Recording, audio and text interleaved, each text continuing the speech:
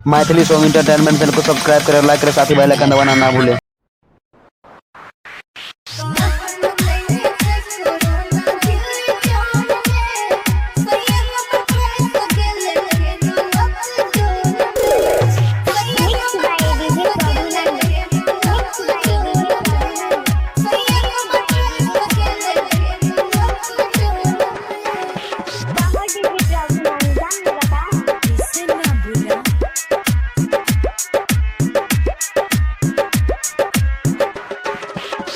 कहर मचैने छै corona Delhi town में, कहर मचैने छै कोरोना दिल्ली टाउन में।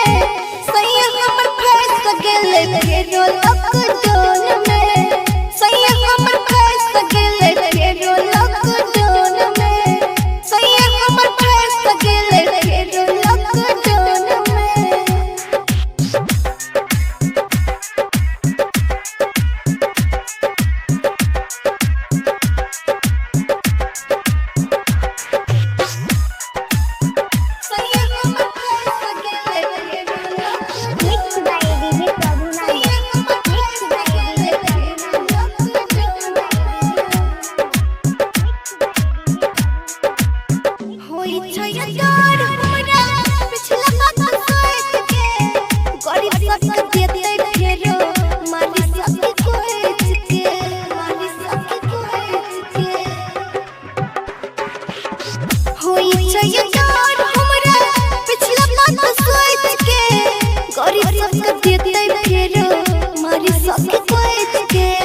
सोचिए के होय छै सखी, सोचिए के होय छै।